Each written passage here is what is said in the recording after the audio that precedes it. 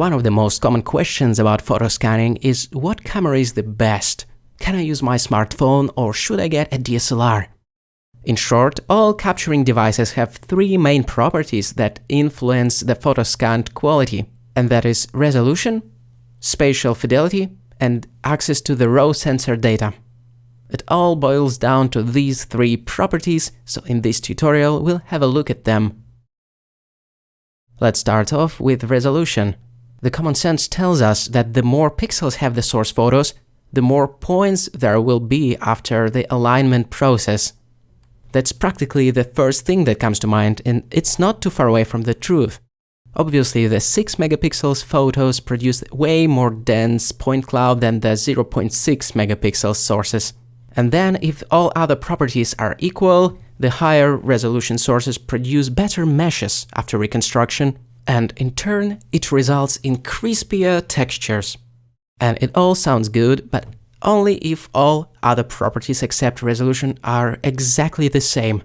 Then the resolution becomes the only factor influencing the quality of photo scans, and we should obviously aim at getting the device with maximum resolution available, but there is a but.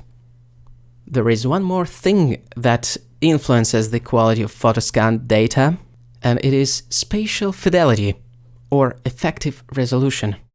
The filmmaker and pixel pusher Steve Yedlin tells us in his blog that this one number, which is resolution, we believe somehow corresponds to the audience perceptual experience of sharpness and clarity. But the reality is that there are other attributes in the camera and throughout the image chain that all play a role. Sensor noise, film grain, halation, edge contrast, you name it.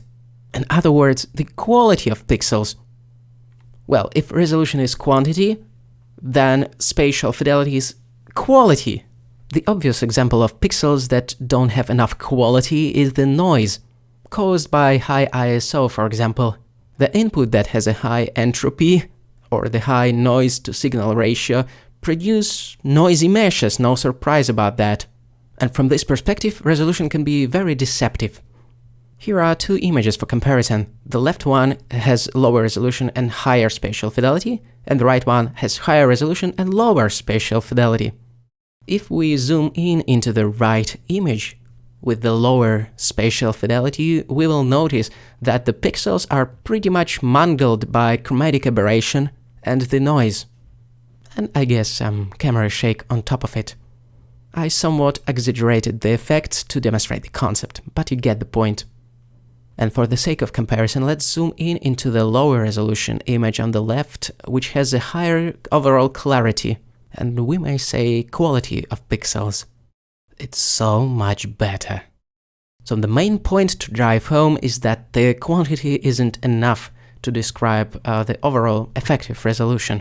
The spatial fidelity should absolutely be taken into account when talking about capturing devices.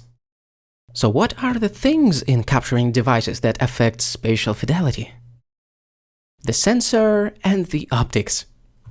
Mainly the optics that affect distortion, corner sharpness, vignetting, chromatic aberration, and other artifacts that can influence and will influence the quality of pixels. As for the sensor size, the larger sensors, like the full-frame camera sensors, have larger photoreceptors, and it means the higher sensitivity to the light. It's physics.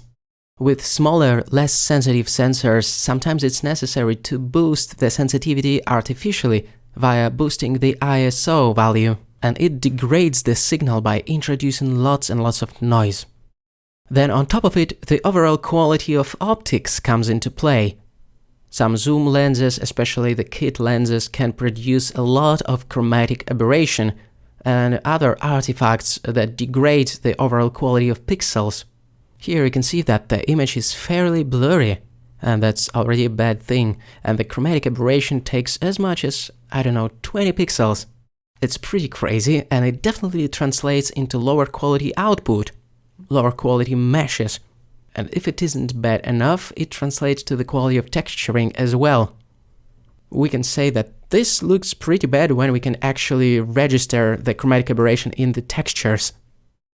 The same object captured on a device with a sharper optics will look much better in any software, be it Mesh Room or Metashape or Reality Capture.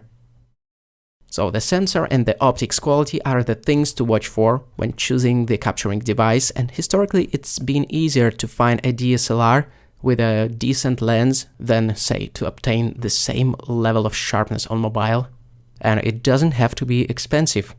The prime lenses can be very cheap and produce a great quality rendering, and the mid-range DSLR cameras can be bought for reasonable money actually.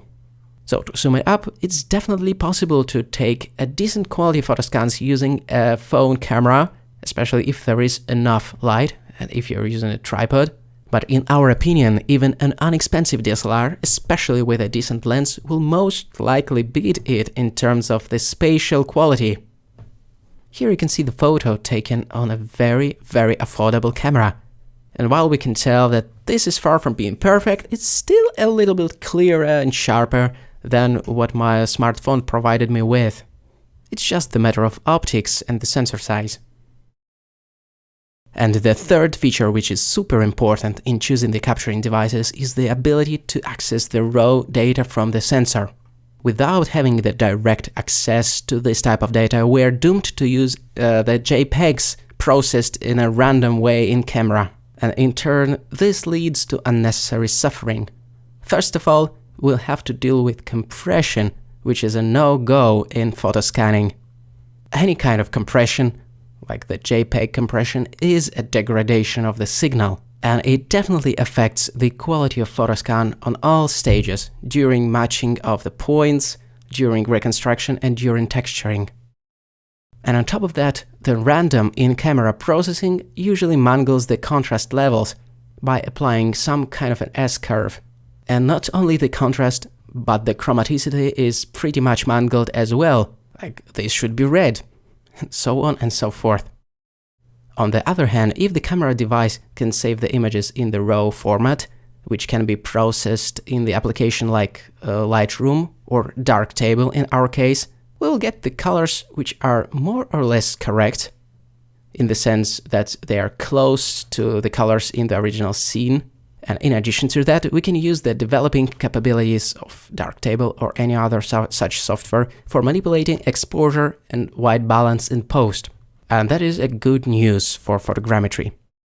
So having the access to the sensor data, which is usually provided in the form of the RAW files, is a must-have. Actually, we will talk about color management later in the course as well.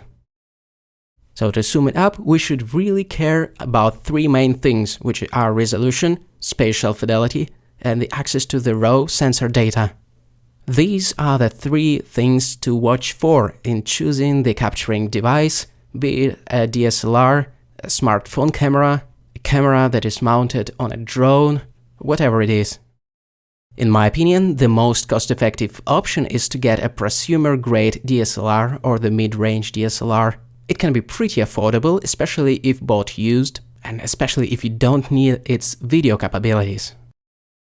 That being said, a decent quality photoscans can be taken on a mid-range phone camera as well. It requires carefully choosing the shooting conditions and slightly more work in post-processing, but it's definitely a possibility as well.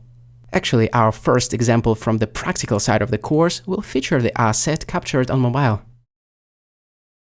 Thank you for watching, and in the next video we'll talk about tips and tricks of photo acquisition for scanning.